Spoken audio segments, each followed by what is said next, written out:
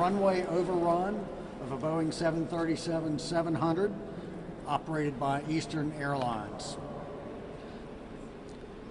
This was Eastern Airlines Flight 3452, a Boeing 737-700, registration number November 278 Echo Alpha, or EA, N278EA.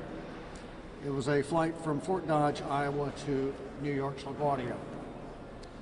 Last evening, we had 2 investigators to arrive here at LaGuardia last evening, and the remainder of the team arrived from Washington, D.C.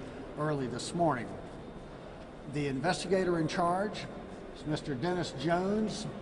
Dennis has over 37 years of investigative experience with the NTSB. I think most of you know that the NTSB is an independent federal agency.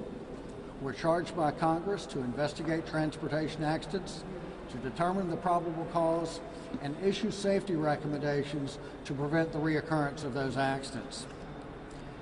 In the big picture sense, in the general sense, we will look at 3 things. We will look at the human, the machine, and the environment. And when I speak about the human, I'm talking about the operations of the aircraft, the pilots, the flight crew. We'll be looking at the air traffic control that directed the airplanes. When I talk about the mechanic or the machine, of course, I'm talking about the aircraft itself, the mechanical condition of the aircraft, and any factors that may have affected its ability to stop properly. And of course, the environment. That would include the weather conditions and the runway conditions here at LaGuardia. So basically, we're looking at the human, the machine, and the environment. The recorders were recovered from the aircraft about 11 p.m. last night. They were then placed on the first shuttle flight out this morning at 6 a.m. They arrived at the NTSB's laboratory in Washington, D.C. at about 7:30 this morning. And we do have some preliminary information that we can give you from that. This is all very preliminary information, but we wanted to go through it and give you some facts as we know it. The cockpit voice recorder is of excellent quality. We rate our recorders in 5 categories depending on the audibility and the readability of those recorders. This had excellent quality, and it has 2 hours of audio, 2 hours of recording on this one.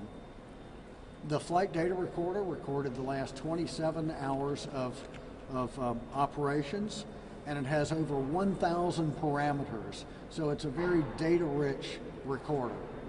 Back when I started years ago, they would only have 5 parameters. This one has 1,000 parameters. As the crew approached LaGuardia, they got the weather information from an automated weather reporting system here at the airport. That reported that the cloud ceiling was 900 feet above the ground. It was a broken layer at 900 feet and an overcast layer above that at 1,500 feet. The visibility was 3 miles with rain. The LaGuardia Tower cleared the aircraft to land on runway 22 and advised that the winds were out of the east at 110 degrees at 9 knots. The approach was flown with the aircraft configured at flaps 30, which is the standard configuration for landing a Boeing 737. I'll go through these slowly so you can capture them. Everything will be a reference to touchdown. So about 6 seconds prior to touchdown, the aircraft was about 10 feet above the ground at 130 knots. At touchdown, the airspeed was 122 knots. Wheel braking was applied almost simultaneously with main gear touchdown. About 4 seconds after touchdown, the ground spoilers were deployed, Those, of course, are these spoilers on the wings that will come up after landing. So about 4 seconds after touchdown, the ground spoilers were deployed. And about 7 seconds after touchdown, the thrust reversers were deployed. 12 seconds after touchdown, the airspeed was about 60 knots, and the airplane's heading began to turn to the right. 16 seconds after touchdown, the recorded data were consistent with the aircraft departing the paved surface of the runway. It departed the runway surface at about a 30-degree angle to the right. The airplane traveled for some distance through the EMAS, which by now you all probably know is Engineered Materials Arresting System, and I can talk about that in the question and answer if you like. But the airplane stopped about 25 seconds after touchdown and about 200 feet past the runway end. The time of the overrun, we're calling it at 7:42 local time. Immediately after this airplane went off the runway end, the control tower directed the following aircraft to go around, and the airport was closed for no more traffic. After the aircraft came to a stop, the pilots checked the condition of the passengers and the aircraft and determined that there was no need for an immediate evacuation. Now, the precise point of touchdown, we're very interested in learning that, and the precise point of touchdown will require analysis. We will use the physical evidence, the flight data recorder analysis, and the aircraft performance to try to determine precisely where that aircraft touched down on the runway. Now, we do have airport surveillance video that shows the aircraft after touchdown. It does not show the point of touchdown, but we see the aircraft on rollout, and then we can see sort of a cloud of dust, probably where it went into the EMAS toward the end as it departed the runway. Just a cursory look at the onboard aircraft maintenance logbook shows that the auto speed brake actuator was inoperative. It was deferred in accordance with FAA procedures 2 days prior to the event. It was deferred on October the 25th. So on a 737, the pilots arm the speed brake so that when they touch down, these spoilers will come up automatically. If they don't come up automatically, and they would not because this auto actuator was inoperative, the pilots are to manually pull the speed brake handle, which they did about 4 seconds after touchdown. The crew interviews are scheduled for tomorrow morning. We will be conducting a thorough review of the entire maintenance of the aircraft. And throughout the next few days, our investigators will be working on scene to thoroughly gather factual information. We're not here today or tomorrow to determine the cause of the accident. We're not here to speculate. We are here to collect what I call to be the perishable evidence. It's that information that will go away with the passage of time. So we want to gather those things that we need to collect today. We've already gone out and surveyed how it went through the EMAS and where it ended up on the grass. Those are the types of things that we're here on scene to do.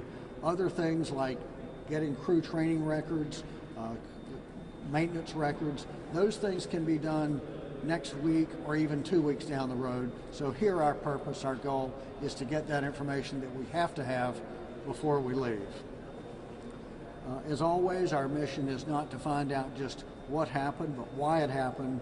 And our real purpose for being here is to learn from this so that we can keep other accidents like this from happening. I do want to thank the first responders, the great cooperation of the Port Authority. They've been great to work with. They've assisted us. and we really appreciate their assistance. For the latest information, as we find information, I would encourage you to follow us on Twitter. We have 2 Twitter handles, and the Twitter handle to follow us on for accident-related information would be at NTSB_newsroom. So at NTSB_newsroom, that's where we have the information directly related to our investigations. In just a moment, I'll be glad to take your questions. Before I do, what I'd like for you to do is raise your hand when I call on you, state your name and your affiliation. So, we'll start right here. Michael George, WNBC. You said the plane ran about 200 feet onto the EMAS. How long is the EMAS? How many feet would the plane need to go to overrun even that? The EMAS, the question is, how much through the EMAS did the aircraft travel? It did not go straight through the EMAS. It sort of caught a corner of the EMAS as it veered to the right. I don't have that exact figure right here in front of me to say what the total ground run was through the EMAS, but we will have that. Dennis, do you have that information? We've measured it. I don't have it exactly in front of me. Did the EMAS function properly? Did the EMAS function properly? And that's exactly what we want to find out. EMAS is a remarkable piece of technology that has saved a number of airplanes from ending up in even more catastrophic situations. And so we want to see how the EMAS did hold up. Did it perform as intended? Yes, sir. Question right here. You mentioned, I believe, you just before touchdowns are doing 130 knots. What's the recommended over-the-number speed for this aircraft? What's the recommended over-the-number speed for this aircraft? I flew a Boeing 737 for 10 years. I've got about 6,000 hours in the airplane. There is the approach speed varies depending on the weight of the aircraft, and also you would add wind additives as well. So that does not in any way appear out of the ordinary to me.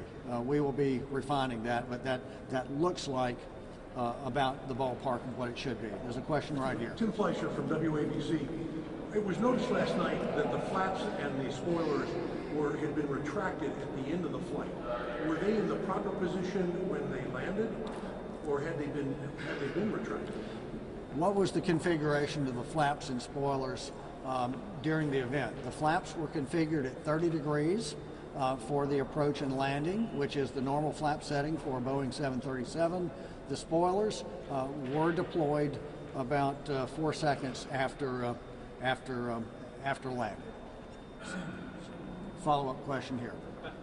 Yes, regarding, you said that 4 seconds after touchdown, the ground spoilers were deployed and the auto brake system was not functioning. Is that unusual at all, or is that pretty standard?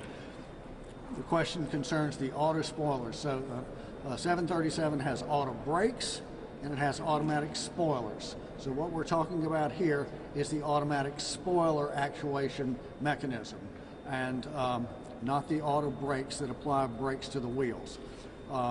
Normally, the auto spoilers should activate, should work. However, they were deferred from maintenance. They were noted on the 25th of October as being inoperative. They were written up in the logbook, and in accordance with FAA procedures, they could defer that item. So when they are deferred, the pilot has the responsibility to manually deploy the speed brake. So. And at 4 seconds, when they pulled that, is that standard? Is that anything unusual about that? Is that 4 seconds? Is that an adequate number?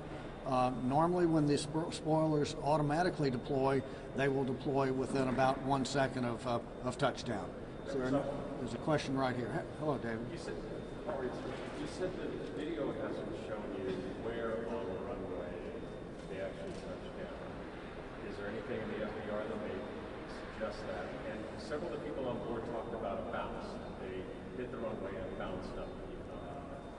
Yeah, the question is, regarding did this airplane bounce on landing, and I do not have any information to support that. However, that will be subject to a very intense analysis to see exactly what did happen. We wanted to get a very quick rundown of the data so that we could present to you at 4 o'clock. But these FDRs are not just a matter of taking something and plugging it into a computer and say, spit out what happened. It requires actually a good bit of analysis for our flight data recorder specialists to interpret that data. So as far as what happened on the bounce, we will try and determine that, if it did bounce. The data you provided us, even with a wet runway, there was enough runway to stop before getting to the EMAS. So did they land long? The question is, did they land long? Maybe did they land fast? All types of questions like that. And determining the point of touchdown will be key to this investigation. It's no secret that many airplanes landed ahead of this airplane and did so successfully. So we're going to want to find out. We will get statements from those other crews ahead of them to find out if they had any difficulty stopping their airplanes on this runway right before this one did. We do want to find out what was different about this particular flight compared to the other ones. There's a question here, and then we'll come to you. Have there been any pilots on wind shear or any other issues on flight? Were there any pilot reports of wind shear or anything else? We will be looking at all the meteorological data. I do not have any information that there were pilots of wind shear data, wind shear warnings at that particular time. There's a question here. From what you know now, it sounds like you're still gathering a lot of information. How fortunate are passengers? How much danger were they actually in? Can you tell us anything on how serious this action is? Well, how serious could this have been? I think that we're very fortunate that this runway has the EMAS on it. You know, we want to look at that. We want to look at the survival factors of this. We want to see what speed did this aircraft actually depart the runway. And so that's all going to be part of what we look at. I will say this, that we're just here, not even 24 hours into this thing. There's a lot of information that we've got to gather and that we will gather. There's a lot of analysis that will be done. We're just here in the very, very, very beginning fact-finding phases of this. I believe you had a question a moment ago. Cheryl Long with Newsday. I have two questions. One has to do with speed. Any indication whether the plane was going too fast? And two, did the pilot before landing say anything about trouble that he was experiencing or maybe experiencing? So was this airplane going too fast? We will be looking at that. We want to look and see for the weight and wind conditions, what would the approach speed have been. I've already said that that 130 knots for coming over the fence is a pretty good number. It doesn't sound horribly fast to me, but we'll want to know exactly what that was that the appropriate speed. And the other question you had, and I'm sorry I don't recall it. The pilot, prior to landing, the pilot, what did he say?